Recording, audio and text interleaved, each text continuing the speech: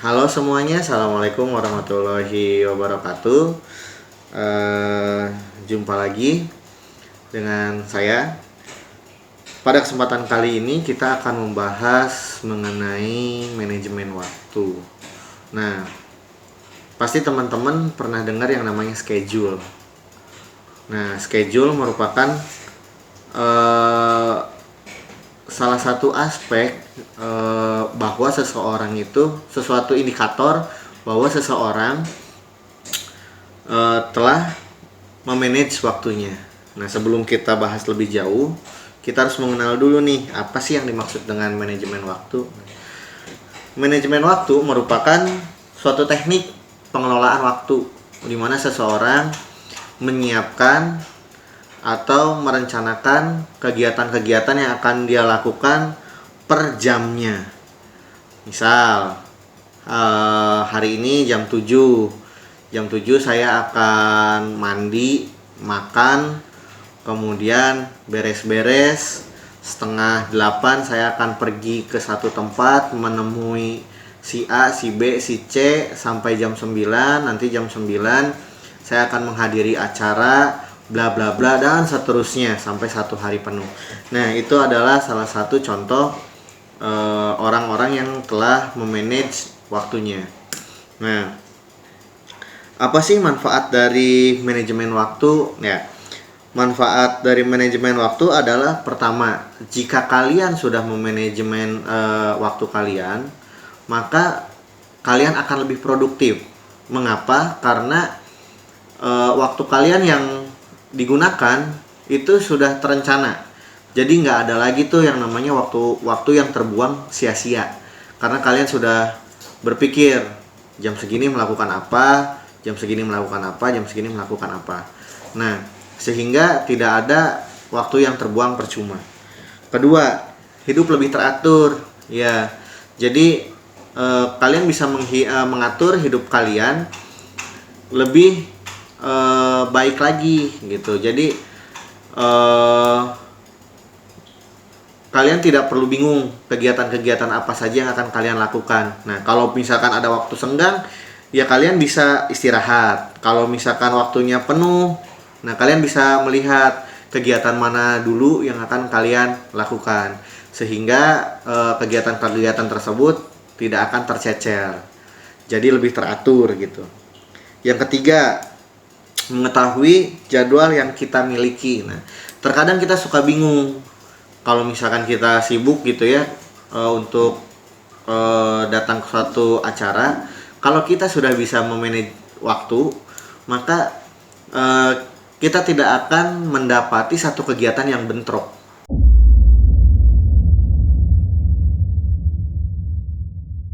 Cara memanajemen waktu itu nggak susah kok. Pertama, kalian harus bisa menentukan prioritas. Apa dulu nih yang akan kalian lakukan gitu. Kalau kalian pelajar, misalkan SD, SMP, SMA, nah disarankan untuk memprioritaskan dulu belajar. Kalau kalian pekerja, maka diprioritaskan dulu untuk bekerja. Nah, kegiatan-kegiatan itu dipilih tuh, kan setiap hari ada tuh waktu untuk bermain, waktu untuk bekerja, waktu untuk bersama keluarga, waktu untuk bersama teman. Nah, kalian lihat, prioritaskan dulu mana yang akan kalian lakukan. Yang kedua, membuat jadwal kegiatan. Jadi dibikin tuh jadwalnya, jangan cuma dipikirin aja. Jadi jadwal itu kalian tulis, misalkan hari Senin jam 7 sampai jam 8 kalian melakukan apa, jam 8 sampai jam 9 kalian melakukan apa gitu. Nanti hari Selasanya sama dengan hari Senin, jam 7 ngapain, jam 8 sampai jam 9 ngapain. Begitu juga hari Rabu, hari Kamis, hari Jumat, hari Sabtu, hari Minggu balik lagi ke Senin. Nah, kalau nggak ada kegiatan nggak apa-apa, kosongin dulu aja. Siapa tahu nanti misalkan hari Kamisnya kosong nih, kalian bikin misalkan di hari Senin, terus kalian nggak tahu nih di hari Kamis nggak ada acara. Nah, siapa tahu nanti di hari Selasa ada schedule yang bisa kalian masukin ke hari Kamis. Nah, itu. Jadi kalian harus bikin catatan ya atau jadwal kegiatannya. Nah, Ketiga, melakukan dan melaksanakan. Nah, ini yang paling penting dari memanajemen waktu. Misalkan kalian udah tahu prioritas kalian apa, misalkan prioritasnya belajar. Udah kayak gitu, kalian udah bikin schedule-nya. Hari Senin jam 7 sampai jam 12 belajar, atau jam 7 sampai jam 4 misalkan sekolah. Terus pulang sekolah jam 4 istirahat, mandi, makan sampai misalkan jam 6 belajar lagi, belajar sendiri gitu. Terus jam 7 istirahat bersama keluarga, nanti tidur jam 10. Jadwalnya udah bagus, prioritasnya udah bagus, cuman kalian tidak melakukan dengan baik gitu. Nah, itu juga akan menjadi percuma. Maka disarankan kalian harus disiplin melakukan dan melaksanakan jadwal yang kalian bikin sendiri. Yang keempat adalah berusaha untuk fleksibel.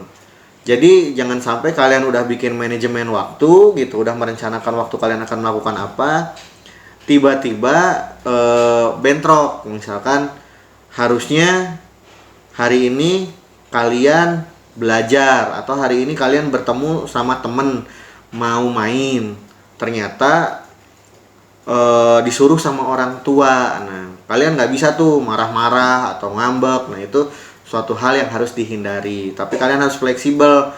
Oh, misalkan jadwalnya harusnya main sama temen, tapi ada perintah dari orang tua untuk melakukan sesuatu. Nah, balik lagi tadi ke prioritas. Prioritaskan orang tua, maka mainnya bisa di skip dulu. Kalian selesaikan dulu tugas yang diberikan sama orang tua. Kemudian baru kalian kalau masih ada waktu nih, maka kalian bisa main sama teman kalian gitu. Jadi harus fleksibel. Nah, itu cara memanajemen waktu.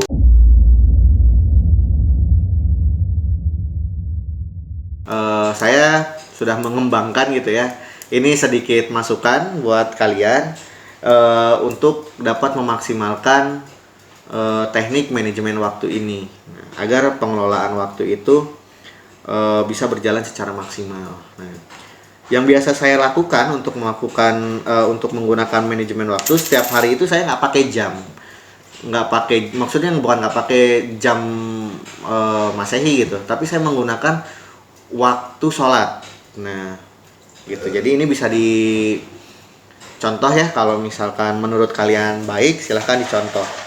Jadi kalau saya itu pagi itu bangun, alhamdulillahnya gitu, alarmnya itu adalah azan subuh.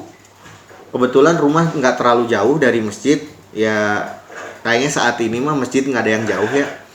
Nah, ketika ada azan subuh, itu jadi alarm buat saya untuk bangun tidur. Jadi ketika Allahu Akbar, nah saya biasanya langsung bangun. Nah, apakah setelah mendengar azan subuh langsung sholat? Enggak, biasanya kan azan itu kalau sekarang itu sekitar jam 5 kurang gitu. Misalkan jam 4.50 gitu, jam 4.50. Nah, saya biasakan bangun untuk merelaksasi badan dulu selama 10 menit. Gitu ya, jadi bangun nggak langsung Allahu Akbar, bangun langsung loncat, langsung wudu, enggak. Tapi santai dulu, relaxing dulu gitu ya, ibarat kata ngumpulin nyawa gitu. Nah, nggak lama ngumpulin nyawanya, jangan lama-lama kayak misalkan ngumpulin nyawa misalkan 1 jam, nggak gitu.